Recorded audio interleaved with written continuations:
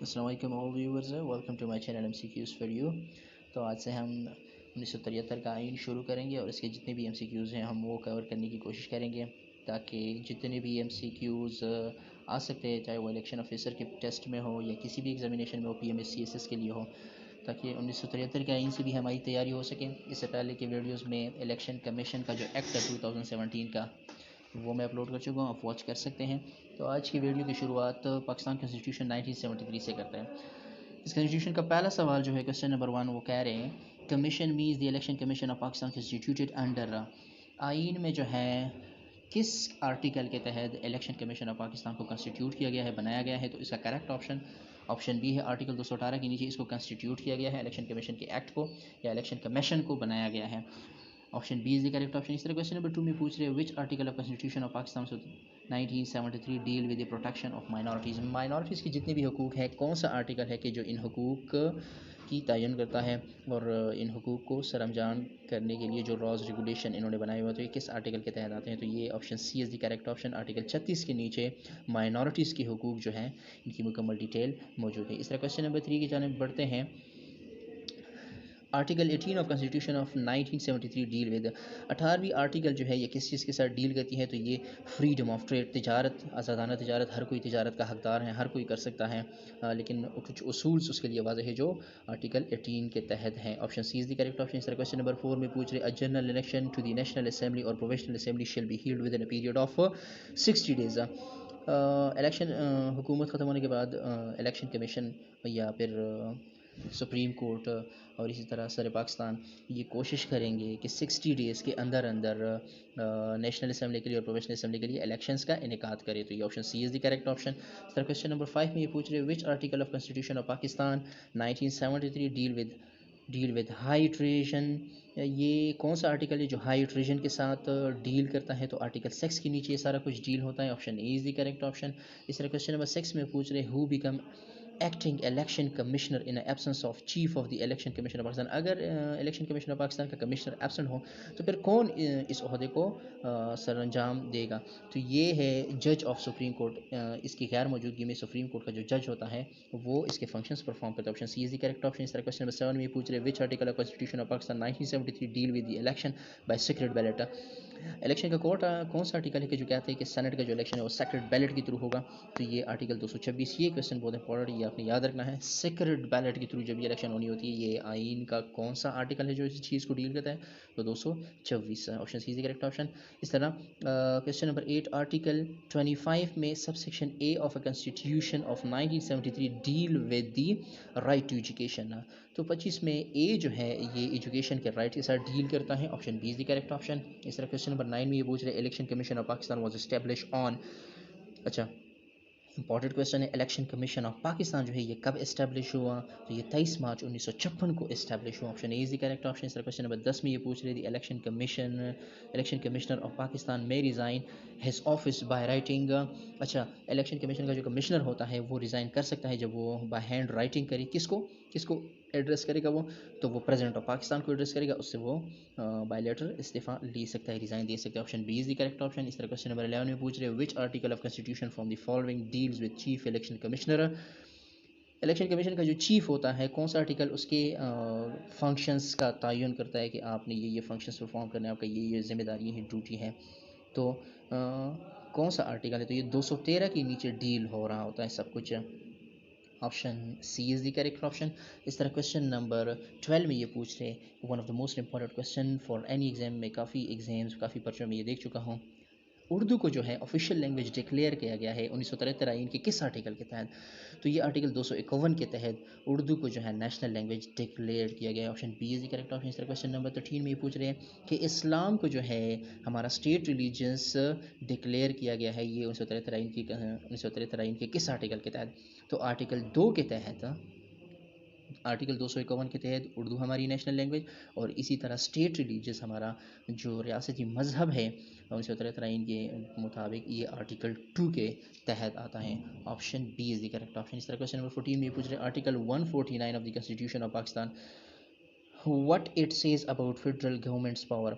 ये जो आर्टिकल है 149, ये फेडरल गवर्नमेंट्स के पावर के बारे में क्या कहता है? तो इसका जो करेक्ट ऑप्शन है, आप डी नंबर को देखें, direction to province in certain case.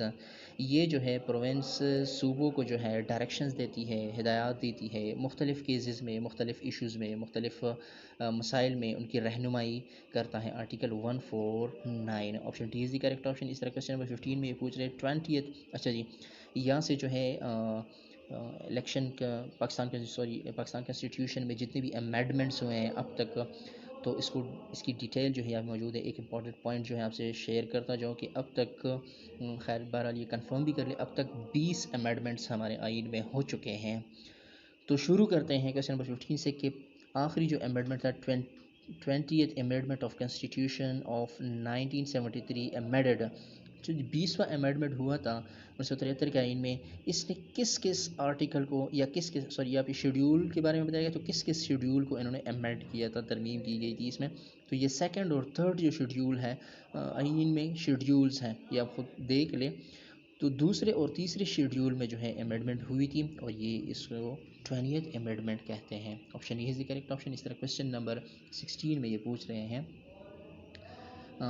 उस आर्टिकल के बारे में पूछ रहे हैं कि वो कौन सा आर्टिकल है जिसमें 20th अमेंडमेंट हुई है 1973 के आइन का, वो कौन सा आर्टिकल है जिसमें 20वीं तरमीम हुई है। तो आर्टिकल 7 है। आर्टिकल 7 के नीचे ये सेकंड और थर्ड शेड्यूल भी आते हैं। तो 20th अमेंडमेंट जो थी ये 7 आर्टिकल में हुई। Option A is the correct option. इस तरह क्वेश्चन नंबर 17 में पूछ रहे हैं 19 amendment of constitution of 1973 amended, 19वीं जो अमेंडमेंट हुई थी इसने किस आर्टिकल को अमेंडेड किया है, तो आर्टिकल 6 को। अच्छा, एक ज़रूरी बात आप अगर ऊपर के सवाल में नोट कर लें, 20th अमेंडमेंट ने 7 आर्टिकल को अमेंडेड किया है, जबकि 19वीं अमेंडमेंट ने आर्टिकल 6 को अमेंडेड किया है। तो 6 और 7 यहाँ से भी आप इस चीज़ को रटा कर सकते हैं, याद कर सकते हैं। अच्छा जी, नीचे जाते हैं क्वेश्चन नंबर 18 की तरफ। ड्यू टू 18th अमेंडमेंट, अब 18वीं अमेंडमेंट की बात हो रही है, 18 amendment power of president to dissolve. अच्छा, एक MCQ से यही पे जो है कवर हो जाता है कि 18 अमेंडमेंट में क्या हुआ है। तो 18 अमेंडमेंट में सदर को ये इख्तियार दिए गए हैं कि वो नेशनल असम्बली को डिसॉल्व कर सकते हैं। तो फिर से देखिए सवाल को, due to 18th amendment power of president to dissolve national assembly under article which, किस आर्टिकल के तहत। 18 अमेंडमेंट में तो ये इख्तियार सदर साहब को दे दिए गए, लेकिन किस आर्टिकल के तहत, तो ये, अच्छा ये क्वेश्चन भी काफ़ी रिपीटेड मैं बहुत सारी एग्जाम्स में देख चुका हूँ, पहले में देख चुका हूँ। तो ऑप्शन सी को 58 में बी आर्टिकल 58, इस तरह इसका जो सेक्शन 2 और फिर सब सेक्शन बी के तहत ये सारा कुछ होता है। ये एक एग्ज़ाम में मैंने खुद ये क्वेश्चन नोट किया है। Option C is the correct option.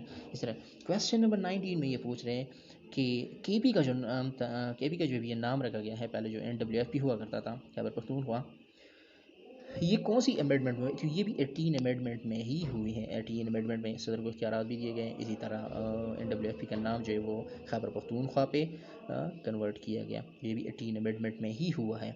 इस तरह क्वेश्चन नंबर 20 में ये पूछ रहे हैं, dash article are substituted through 18 amendment, किस आर्टिकल को सब्सिट्यूट मीन्स उसको हटा के उसकी जगह 18 अमेंडमेंट को लाया गया, तो किस आर्टिकल को, तो 20th आर्टिकल को जो है ये सब्सिट्यूट किया गया है 18 अमेंडमेंट पे। Option B is the correct option. इस तरह क्वेश्चन नंबर 21 में पूछ रहे हैं, constitution 18 amendment was publish in official gazette on, 18वीं तरमीम जब हुई तो ऑफिशियल गेजेट में ये कब पब्लिश की गई, तो इसका जो करेक्ट आंसर है ये 20 अप्रैल 2011 को। तो इससे ये बात भी वाज़ेह है कि 18 अमेंडमेंट जो है ये 2010 या 2011 के बीच हुई है, लेकिन ऑफिशियल गैजेट में 2011 में पब्लिश हुई। तो इसका ये मतलब हो सकता है कि 2010 में ये ज़रूर हुई होगी, शायद इस पे नीचे क्वेश्चन भी आ रहा हो। अच्छा जी, क्वेश्चन नंबर 22 की तरफ जाते हैं, 18 constitutional amendment act was passed. अच्छा, वही क्वेश्चन रिपीट हुआ, तो आप आंसर में भी देख सकते हैं। 18 अमेंडमेंट का जो बिल था वो पास हुआ, वो कब पास हुआ, 19 अप्रैल 2010 में। 2010 में पास हुआ, ऑफिशियल गैजेट में 2011 में वो ऑफिशियली पब्लिश हुआ। अच्छा, अगर आप एक चीज़ और नोट कर लें तो दोनों अप्रैल में ही हुए हैं। पब्लिश जो है ये 20 अप्रैल 2011 को, जबकि पास 19 अप्रैल 2010 को हुआ है। ये भी आप अपने साथ ज़बानी याद कर लें। अच्छा जी, क्वेश्चन नंबर 23 में ये पूछ रहे हैं, It was provided through Danish Amendment and Constitution Article 58 after Clause 2 the following new clause shall be added. Mainly 3, the president in case dissolution of the National Assembly under paragraph B of clause 2 shall within 15 days of the dissolution refer to matter to the Supreme Court, and 2, Supreme Court shall decide the reference within 30 days whose decision shall be final. अच्छा, इसमें ये कह रहे हैं कि जो ऊपर question गुजरा कि जिसमें सदर साहब को ये इख्तियारात दिए गए हैं कि वो असेंबली को कब डिज़ोल्व कर सकते हैं, तो सदर साहब सुप्रीम कोर्ट की हेल्प से जो है ये सारा कुछ करेंगे, सुप्रीम कोर्ट से भी हेल्प लेंगे और फिर वो कोशिश करेंगे कि 30 दिन के अंदर अंदर सुप्रीम कोर्ट इस पर एक्शन ले। और ये किस आर्टिकल के तहत होता है? अच्छा, ये किस अमेंडमेंट तो ये 17 अमेंडमेंट में जो है ये सारा कुछ हुआ है कि सदर साहब पहले सुप्रीम कोर्ट को इन्फॉर्म करें, सुप्रीम कोर्ट और सदर साहब फिर दोनों मिल के जो है ये सारा कुछ परफॉर्म करेंगे और नए इलेक्शन की तैयारी शुरू होगी इलेक्शन कमीशन वालों की हिमायत के साथ साथ। तो ये 17 अमेंडमेंट में ये सारा कुछ है। बाकी अगर आपको देखना चाहे तो 17 अमेंडमेंट आप एक बार देख ले ताकि अच्छे से इस चीज़ की समझ आ जाए आपको, क्योंकि हमारी ये फील्ड है नहीं, तो हो सकता है आप मुझसे ख़ुद इस चीज़ को बेहतर तरीके से हैंडल कर सकें। इस तरह अभी जाते हैं क्वेश्चन नंबर 24 की तरफ। तो 16 अमेंडमेंट की बात हो रही है, 17 अमेंडमेंट भी हो गया। 16 अमेंडमेंट जो है ये किस आर्टिकल में? कॉन्स्टिट्यूशन 16 अमेंडमेंट अमेंडेड, कौन सा आर्टिकल को ये अमेंडेड करता है?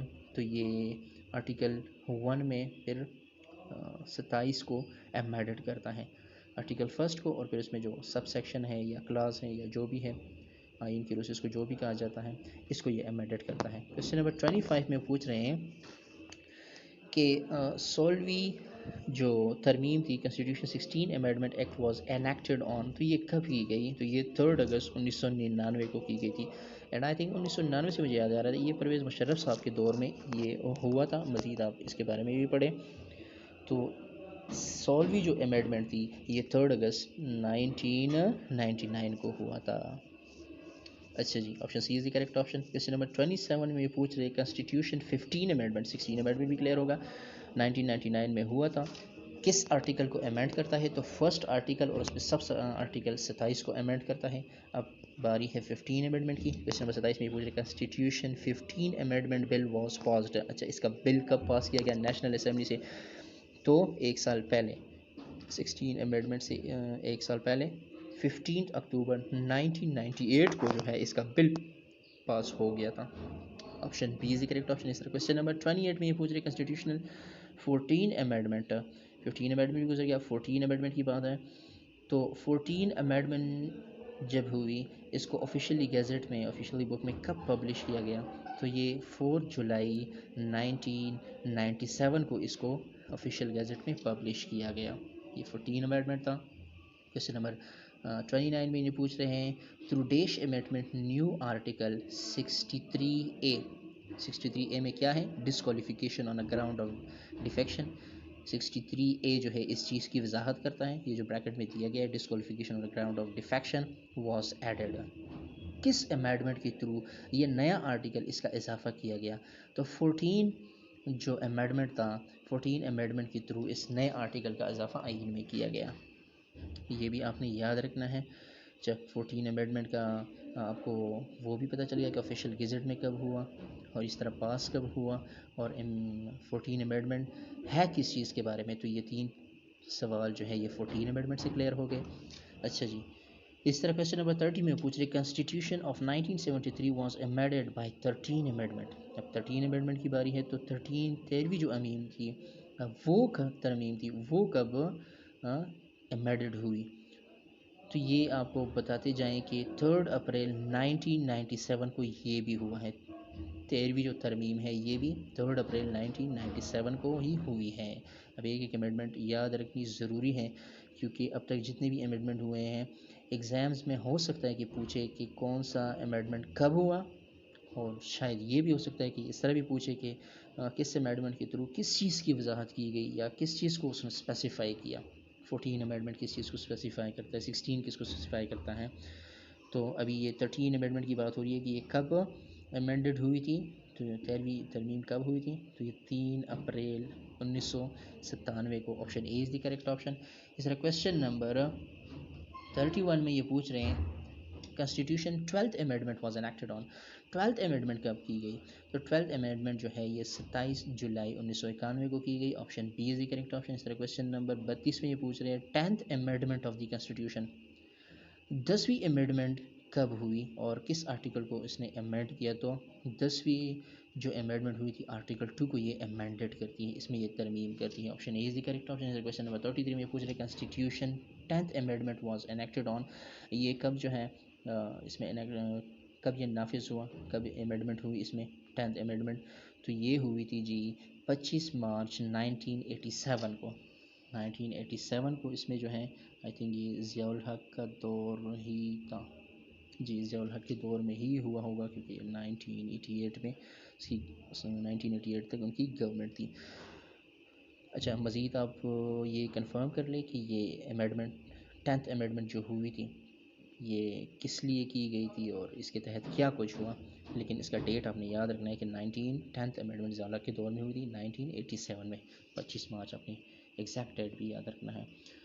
Option B is the correct option. इस तरह क्वेश्चन नंबर 34 की तरफ बढ़ते हैं।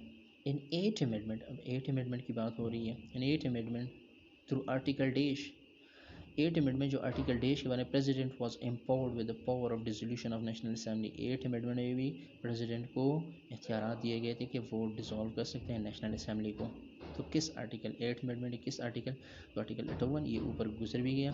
आर्टिकल 58 में फिर इसमें 2 और फिर इसमें I think B class, article 18 इसमें फिर सेक्शन जो था वो 2 था और फिर क्लास आई थिंक उसमें सब सेक्शन जो था वो बी था। तो आर्टिकल 58 के थ्रू प्रेसिडेंट ऑफ पाकिस्तान को ये इख्तियारात दिए गए। Option C is the correct option. इस तरह क्वेश्चन नंबर 35 की तरफ बढ़ते हैं।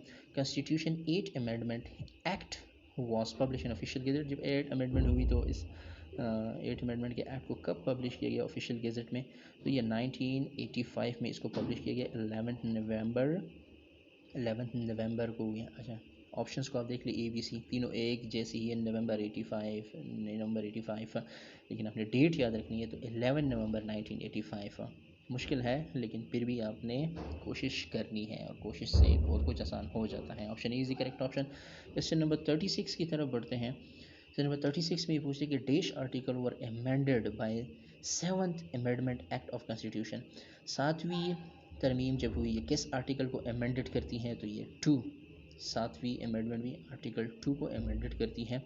अच्छा जी, option A is the correct option. इस तरह क्वेश्चन नंबर 37 में ये पूछ रहे constitution of 1973 was amended the 7th time on. ये 7वीं अमेंडमेंट जब हुई तो ये कब हुई थी? तो ये भी 1977 में। अच्छा, यहाँ भी आप ऑप्शन देख ले, सारे सेम हैं, अलबत्ता महीने डिफरेंट है। तो 16 मई आपने याद रखना है, 16 मई 1977। Option A is the correct option. अच्छा जी, छठी तरमीम की बात हो रही है। क्वेश्चन नंबर 38 में पूछे कि 6th amendment was publish in official gazette on. छठी जो तरमीम हुई ये ऑफिशियल गेजेट में कब पब्लिश की गई? तो भी ये भी 1977, 4 जनवरी। अच्छा, यहाँ पे एक बात आप नोट कर लें, आप ऊपर 7th अमेंडमेंट को भी देख लें और 6 को भी देख लें। इस तरह से ये मालूम होता है कि 6th अमेंडमेंट को जो ऑफिशियली गैजेट में पब्लिश किया गया तो ये भी 1977 में है, और 7वीं जो अमेंडमेंट हुई थी ये भी कब हुई थी? ये भी 1977 में ही हुई थी। तो 6 और 7 जो है एक ही साल में हुए हैं। अच्छा, हुए तो हर नहीं कह सकते, 7 जो है ये हुआ है, जबकि पब्लिश किया गया है इसी साल 6th अमेंडमेंट को भी। हो सकता है कि 6th अमेंडमेंट इससे थोड़ा सा लेट हो, लेकिन इसका पब्लिश होना और उसका होना इन दोनों का ईयर सेम है। अच्छा जी, क्वेश्चन नंबर 39 की तरफ जाते हैं। क्वेश्चन नंबर 39 में ये पूछ रहे हैं कि 5th amendment of the constitution of 1973 affected. 5th amendment जब हुई कॉन्स्टिट्यूशन में तो इसने किस आर्टिकल की वजाहत की और ये किस आर्टिकल के बारे में है? तो ये 16 आर्टिकल, 5th अमेंडमेंट आर्टिकल 16 की वजाहत करता है, इसमें चेंजेस और मॉडिफिकेशन करता है। अच्छा जी, क्वेश्चन नंबर 40 में ये पूछ रहे हैं constitution of 1973 was amended 4 time on. तो जब 4th अमेंडमेंट इसमें हुई और 16 आर्टिकल को इसने अमेंडेड किया तो ये कब हुआ था? तो चौथी जो तरमीम थी ये 21 नवंबर 1975 इसका करेक्ट आंसर है। Option C is the correct option. और आज की वीडियो का आखिरी सवाल, question number 41, constitution of Pakistan was amended third time on, तीसरी तरमीम जो की गई पाकिस्तान की आइन में वो कब हुई थी? तो ये 13 फरवरी 1975 को, option A is the correct option है। इंशाल्लाह अगले वीडियो में ये क्वेश्चन भी आपके साथ शेयर करता हूँ कि पाकिस्तान में पहली जो तरमीम हुई थी वो कब हुई थी और आखिरी बार जो तरमीम हुई थी वो कब हुई थी। तो ये 20 तरमीम जो पाकिस्तान के आइन में हुए हैं, इनको आपने एक एक को याद रखना है, इसका डेट याद रखना है, और अगर हो सके कोशिश हम कर सकते हैं कि ये भी याद रख लें कि किस अमेंडमेंट में किस चीज़ की वजाहत की गई। Thank you so much for watching. Video अच्छी लगी हो तो लाइक करिएगा, सब्सक्राइब करिएगा चैनल, ताकि मज़ीद वीडियोस आप तक पहुँचे रहें, और मुख्तलिफ़ एग्ज़ाम्स के लिए जितने भी MCQs हम अपलोड करते हैं उससे भरपूर तैयारी आपकी हो सके। Thank you so much for watching.